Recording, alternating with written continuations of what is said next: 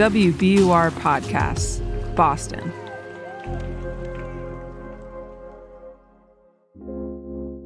I'm Daryl C. Murphy, and you're listening to The Common. New year, new governor. Massachusetts Attorney General Maura Healey will be sworn in as the state's top official on Thursday. Alongside her as lieutenant governor will be Salem Mayor Kim Driscoll. New leadership means new priorities for the state, which is kind of a big deal. So we got Boston Globe politics reporter Samantha J. to come through and fill us in on what to expect for the future. Samantha, thanks so much for coming through. Thanks for having me. Oh, yeah. So you cover politics for the Boston Globe, right? And you managed to get some time before the holidays with Maura Healey for a little sit down to talk about her priorities. What did you learn from that conversation? How is she thinking about her term as governor? Yeah, we were really lucky to be able to sit down with her right before Christmas for our first interview since her election. I sat down with my colleague, politics reporter Matt Stout. We learned about her priorities when it comes to the state's climate technology sector, that she wants to pour a lot of resources into building that out. We talked about her goals of naming an MBTA chief who's going to have transit experience to bring the T into its next kind of iteration. We talked about housing and, that her goals of transforming parts of state-owned land into new housing. And we also talked about her goals of crafting, in her words, a vibe to keep businesses and people in Massachusetts instead of having them leave to other states like California, Texas, or North Carolina. Sounds like a good vibe. I love a good vibe. Yeah, it was a great interview. And we got to talk to her about a lot of the stuff that she had brought up on the campaign trail that we hadn't been able to circle back with since the election. Awesome. So I just want to kind of do a quick refresher on who Maura Healey is, where's she coming from, and what exactly makes her unique. So tell us about that. Yeah, so Maura Healey, as the Attorney General of Massachusetts, she served 2 terms. Before that, she worked in the Attorney General's office as chief of the Civil Rights Division, and she was elected governor. She's the first woman elected to the office. She's also, made history in a few other ways. She's among the first lesbian governors in the country, and her election, along with Lieutenant Governor-elect Kim Driscoll, the Salem mayor, they made for one of the first female governor-lieutenant governor duos in the country. So definitely a lot of history was made this cycle. Maura Healey is a former Harvard basketball player. She went to Northeastern for law school, originally from New Hampshire, but came to Massachusetts for school and has been here pretty much ever since. Oh, wow. All right. So the last few weeks have been pretty big for cabinet appointees. We've been learning a lot about who the governor-elect plans to surround herself with. Tell me about the people she's bringing with her. Who's filling some of these top roles?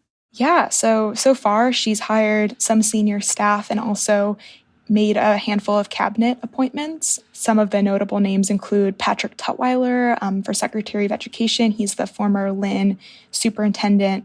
She hired Gina Fiandaca, who used to run transit for the city of Boston, left for the city of Austin, Texas, and is going to come back as the Secretary of Transportation, among other names. She has pulled heavily from the current Attorney General's office, so some people that she's worked with for years, some people who had worked under Deval Patrick, former governor under the last Democratic gubernatorial administration.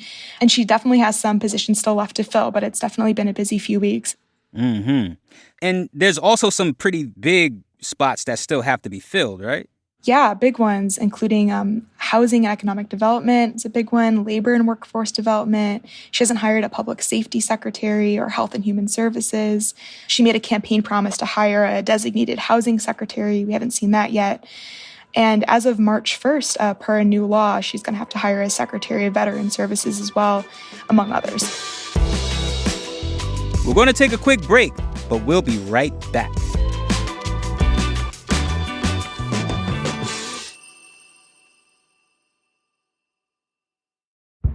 Did you kill Marlene Johnson? I think you're one of the first people to have actually asked. From WBUR and ZSP Media, this is Beyond All Repair. a new podcast about an unsolved murder that will leave you questioning everything. Somebody should be in jail for murdering my sister. A woman who's never been believed. As long as they think I have done this, then they're not looking for who actually did this. And that's what makes it a cold case. No, it's a botched case. And a search for the truth, once and for all. Wow, it just gets more interesting. Beyond All Repair. Listen and follow wherever you get your podcasts. Be careful. You're digging in a place that's been very peaceful for a while. Do it anyway. Dig.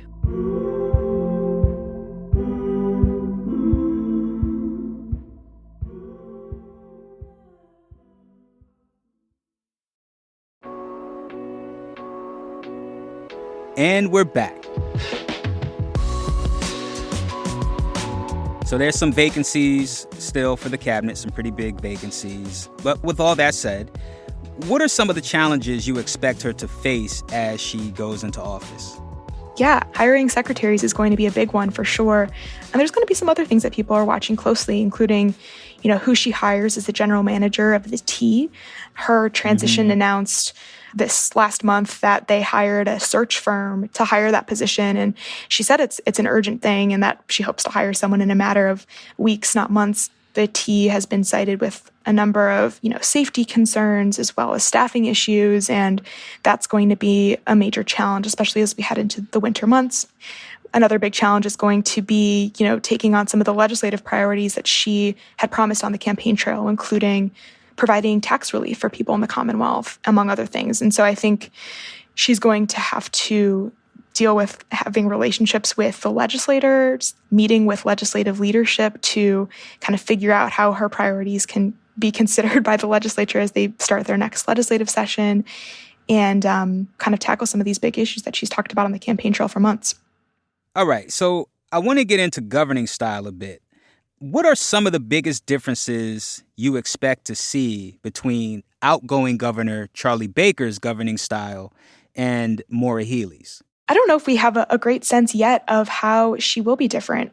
On the campaign trail, she often lauded the current governor for the work that he's done on a number of issues.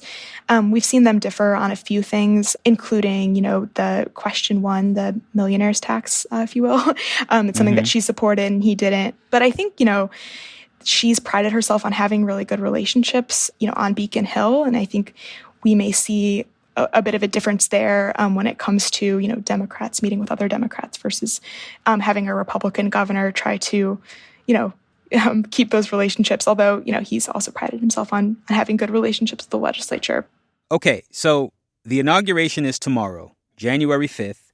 What are you going to be looking out for in the coming days and weeks? Yeah, I think in the next few weeks and months, there's a lot that Maura Healey is going to be able to do once she becomes governor and is no longer governor-elect, including filing bills, putting some of her legislative priorities on paper.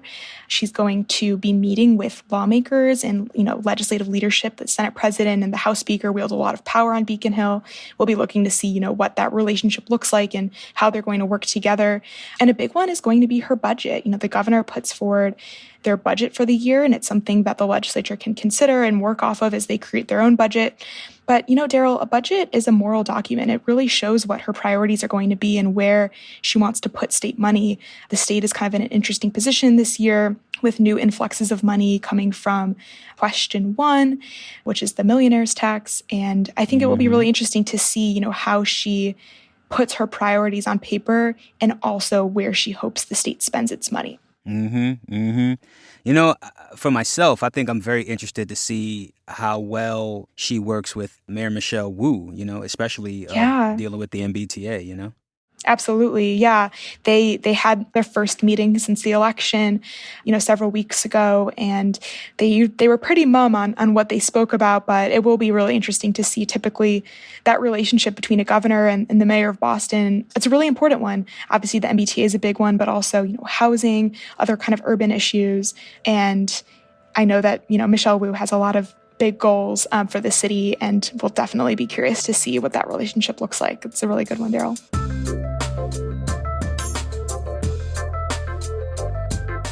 Well, with that, Samantha, thank you so much for talking with us about this historic transition for the state. and Happy New Year to you. Thanks. Happy New Year to you, too. That's Boston Globe politics reporter Samantha J. Gross. And that's our show for today. Make sure to hit us up on Twitter or Instagram at WBUR The Common, or send us an email at thecommon@wbur.org. I'm Daryl C. Murphy, and I'll talk to you tomorrow.